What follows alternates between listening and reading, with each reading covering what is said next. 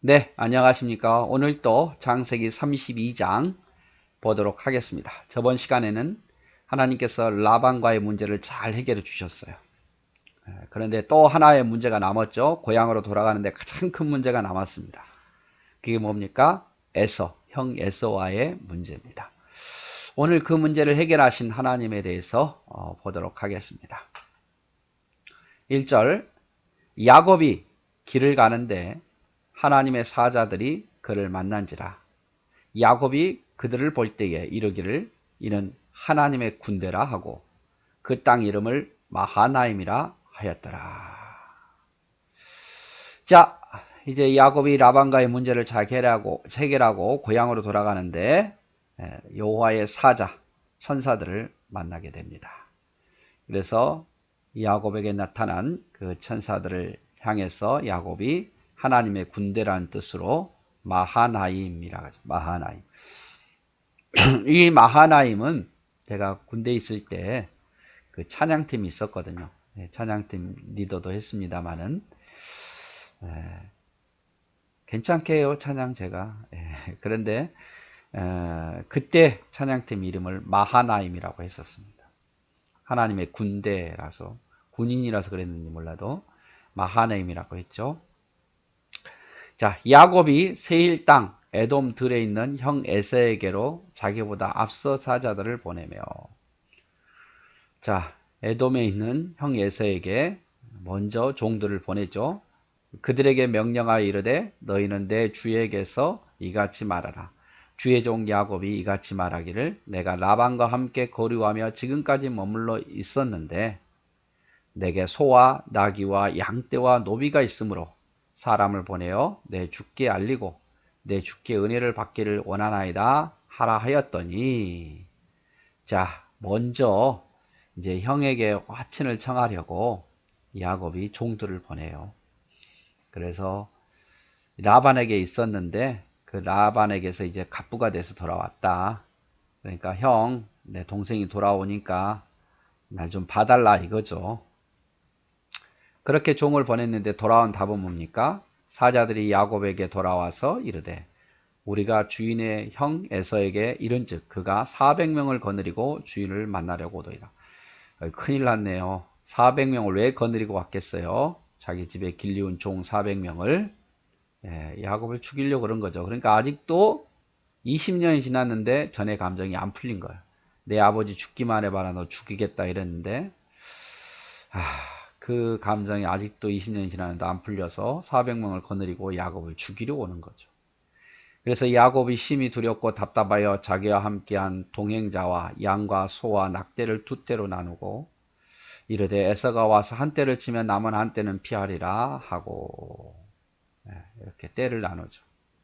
너무 답답했겠죠. 형이 죽이러 오는데 자기는 대항할 힘이 없고, 그래서 한 떼를 치면 남은 한 떼라도 데리고 도망가겠다, 그런 마음이었죠. 자, 야곱이 길을 가다가 여호와의 사자들을 만납니다. 야곱은 이들을 향해 마하나임, 여호와의 군대라고 하고요. 하나님의 에서를 만나기 전에 용기를 주기 위해서 보냈죠. 그래서 야곱아, 내가 너와 함께한다. 두려워하지 말라는 의미로서 여호와의 사자를 보냅니다. 야곱은 그들을 향해서 뭐라고 그랬죠? 마하나임, 마하나임.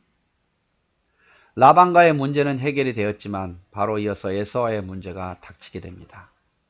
야곱은 에서의 마음을 알아보기 위해서, 녹이기 위해서 양과 노비를 종을 보내죠.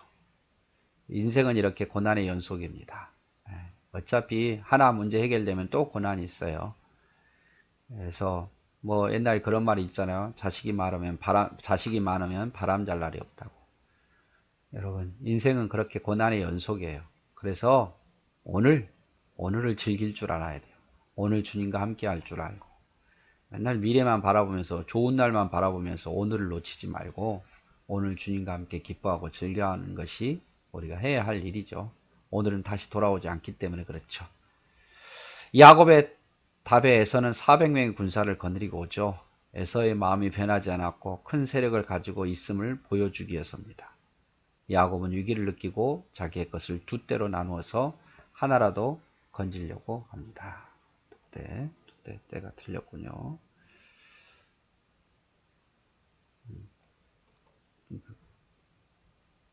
주여. 이렇게 하다 보면 또 이렇게 틀린 거 보시면서도 더 기억을 하더라고요. 저는 실수지만. 자, 그 다음 볼까요?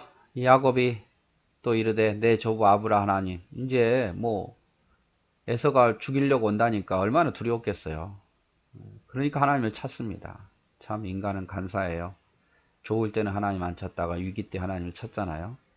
야곱이 또 이르되 내 조부 아브라함의 하나님, 내 아버지 이삭의 하나님, 여호와여 주께서 전에 내게 명하시기를 내 고향 내 족속에로 돌아가라. 내가 내게 은혜를 베풀리라 하셨나이다.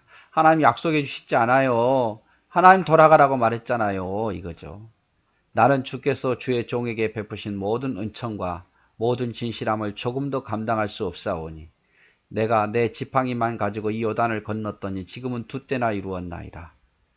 하나님의 복으로 내가 이렇게 복을 받았다 이 말이죠. 내가 주께 간구하오니 내 형의 손에서 에서의 손에서 나를 건져내시옵소서. 내가 그를 두려워하면 그가 와서 나와 내 처자들을 칠까 겁이 나기 때문입니다. 두렵습니다. 에서가 나를 죽일까 봐 두렵습니다. 주께서 말씀하시기를 내가 반드시 내게 은혜를 베풀어 내 시로 바다에 셀 수 없는 모래와 같이 많게 하리라 하셨나이다. 하나님 기억하소서. 내게 복을 주신다고 하지 않았습니까? 근데 여기서 죽으면 어떡합니까? 이 말이죠. 야곱이 거기서 밤을 지내고 그 소유 중에서 형 에서를 위하여 예물을 택하니 암염소가 200이요 순윤소가 20이요 암양이 200이요 순양이 20이요 전나는 낙타 30과 그 새끼가 암소가 40이요 황소가 10이요 암나귀가 20이요 그 새끼 나귀가 10이라. 자, 기도하면서도 역시 또 자기 머리도 쓰지요. 그러니까 기도하면서도 자기 나름대로 또 대비를 하는 거예요. 그러니까 온전히 하나님 전적으로 지금 모든 걸 다 두 손 들고 하나님 저 못해요. 하나님 도와주세요. 이게 아니라 하나님 반 자기 힘 반 이런 상태예요. 지금. 16절 그것을 각각 때로 나누어 종들의 손에 맡기고 그의 종에게 이르되 나보다 앞서 건너가서 각대로 거리를 두게 하라 하고 그가 앞선 자에게 명령하여 이르되 내 형 에서가 너를 만나 묻거든 내가 누구의 사람이 어디로 가느냐 내 앞에 것은 누구의 것이냐 하거든 대답하기를 주의 종 야곱의 것이요 자기 주 에서에게로 보내는 예물이며 야곱도 우리 뒤에 있나이다 하라 하고 그 둘째와 셋째와 각대를 따라가는 자에게 명령하여 이르되 너희도 에서를 만나거든 곧 이같이 그에게 말하고 또 너희는 말하기를 주의 종 야곱이 우리 뒤에 있다 하라 하니 이는 야곱이 말하기를 내가 내 앞에 보내는 예물로 형의 감정을 푼 후에 대면하여 형이 혹시 나를 받아주리라 함이었다. 아직도 기도 외에도 자기 힘을 의지하죠. 그렇죠? 이 보내는 예물을 통해서 형의 마음을 풀어보려고 혹시 받아줄지 모르니까 그래서 때를 많이 나눈 거예요. 먼저 보내가지고 에서를 딱 만나게 해서 에서가 이게 뭐냐라고 하면 야곱이 당신을 사랑하는 마음으로 드린 예물입니다. 또 가서 또 만나면 또 그렇게 말할 형의 마음을 조금씩 그런 방법으로 풀어보겠다고 말한 거죠. 이제 고난이 오니까 과거에 하나님의 약속을 상기시키면서 하나님 때문에 복을 받았다고도 인정하고 하나님 지켜줄 것을 간절히 구하죠. 기도해요. 어려우니까. 그래서 여러분 어려우면 기도하십시오. 근데 왠지 야곱은 자기 방법 반, 하나님 의지하는 방법 반 사용하잖아요. 자, 기도에 야곱은 에서의 마음을 달래보려고 많은 재물을 여러 때로 나누어 보냅니다. 야곱이 할 수 있는 한 최대한 인간의 노력이었죠. 하지만 사람의 노력과 생각으로 에서의 마음을 돌이키지는 못합니다. 나는 가장 어려울 때 하나님을 찾고 의지하는가? 여러분 어떻습니까? 어려울 때 하나님 찾고 있습니까? 어떤 사람은요 어려우니까 하나님을 또 원망하더라고요. 참 물론 이해는 가죠 인간적으로. 그런데 어려우면 하나님을 의지해야 되는데 하나님을 원망해요. 잘 되면 자기가 잘 된 줄 알고 안 되면 하나님을 원망하고 혹시 내 생각과 계획만 있는가? 여전히 근심하고 두려워하는가? 여러분 하나님을 정말 아무것도 할 수 없을 때는 전적으로 하나님을 의지해야 돼요. 근심하고 두려워하지 말고 자, 그 예물을 그에 앞서 보내고 그는 무리 가운데 밤을 지내다가 밤에 일어나 두 아내와 그 두 여종과 11 아들을 인도하여 야복 나루를 건널세 그들을 인도하여 시내를 건너가게 하고 그의 소유도 건너가게 하고 야곱은 홀로 남았더니 어떤 사람이 날이 새도록 야곱과 씨름하다가 자, 야곱은 고민하다가 다 보내요. 자녀도 재물도 아내들도 다 보냅니다. 아무리 생각해봐도 안 될 것 같으니까 방법이 없잖아요. 혼자 남아, 혼자 남아서 밤새도록 어떤 사람과 씨름합니다. 이게 뭘 의미합니까? 결국 하나님께 두 손 들고 해결은 하나님과 자기 사이에 보아야 된다고 생각한 거예요. 어려우니까 하나님을 의지했지만 그래도 자기 반, 하나님 반이었는데 이제는 도저히 방법이 없으니까 하나님과 자기 사이에 해결해야 된다고 생각한 거예요. 여러분, 힘들고 어려울 때 아주 중요합니다. 여러분, 누가 해결해 줄 수 없습니다. 하나님과 승부를 거십시오. 하나님과 승부를. 아직도 자기 생각, 계획 반, 하나님 반 이러지 마시고 내가 할 수 없다고 생각하면 도저히 방법이 떠오르지 않으면 다른 방법보다도 하나님과 승부를 걸어야 돼요. 마치 야곱이 밤새도록 사람과 씨름하는 것처럼 하나님과 씨름해야 돼요. 하나님 아니면 안 된다고 하나님과 승부를 봐야 돼요. 그렇지 않으면 아직도 내가 살만한 거예요. 아직도 하나님을 의지하는 것이 적은 거죠. 자기가 야곱을 이기지 못함을 보고 그가 야곱의 허벅지 관절을 치매 야곱의 허벅지 관절이 그 사람과 씨름할 때 어긋났더라. 그러니까 이 사람이 천사와 이기지 못함을 보고 천사가 못 이겨서 그랬겠습니까? 야곱을 쳐보는 거죠. 그래서 힘을 쓸 수가 없는 거죠. 허벅지 관절 나갔는데 힘을 쓸 수 있겠습니까? 어떻게 보면 이 천사가 시험하는 겁니다. 그렇게 쳐도 야곱은 놓지 않아요. 이제 하나님 아니면 방법이 없으니까. 그가 이르러 날이 세려하니 나로 가게 하라. 야곱이 이르되 당신 내게 축복하지 아니하면 가게 하지 아니하겠나. 이제 하나님밖에 없잖아요. 그러니까 죽도록 하나님을 매달린 거예요. 당신밖에 없습니다. 하나님밖에 없습니다. 뭐 이 그림이 맞는지 안 맞는지 모르겠지만 비슷하죠. 야곱의 모든 계획이 실패로 끝납니다. 그래서 두려움과 근심 속에 모두를 먼저 야복강을 건너 떠나게 하고 하나님과 은밀한 기도를 합니다. 조용한 곳에 하나님을 간절히 찾아보십시오. 네, 여러분 아무것도 할 수 없을 때 하나님을 은밀히 만나십시오. 네, 아무것도 방해받지 않는 곳에 하나님을 은밀히 한번 찾아보십시오. 이게 답이에요, 여러분. 이게 답. 은밀하게 하나님을 찾아보세요. 하나님의 사자가 찾아오게 되고 야곱은 죽도록 매어 달리죠. 씨름기도 야곱이 환도뼈를 칩니다. 시험하는 것이죠. 야곱은 포기하지 않고 매달립니다. 하나님 응답하실 때까지 매달려 보십시오. 정말 하나님 응답하실 때까지 한번 매달려 보세요. 제발 하나님 원망하지 말고 괜히 자기가 잘못해놓고 자기 잘못은 회개하지 않고 하나님 원망하면 되겠어요. 뭐 하나님 살아계시냐 안 살아계시냐. 물론 내가 잘못을 안 했어도 하나님은 내게 나를 연단시키려고 시험을 줍니다. 인내해야죠. 하나님 바라보고. 대부분은 자기가 욕심내다가 잘못하다가 결국 화를 불러오는 거예요. 근데 자기가 잘못해놓고 하나님을 원망해요. 이스라엘 백성들이 그렇지 않습니까? 그래서 이게 아주 중요해요. 이 부분은 너무너무 중요한 부분이에요. 그래서 정말 아무것도 할 수 없다고 생각할 때 포기하지 마시고 낙심하지 말고 조용히 하나님을 좀 만나시고 죽도록 하나님 앞에 매달려 주십시오. 그러면 하나님이 뭔가 답을 주실 거예요. 당장에 일이 해결 안 돼도 마음의 평안을 주신다든지 담대한 마음을 주신다든지 그럴 거예요.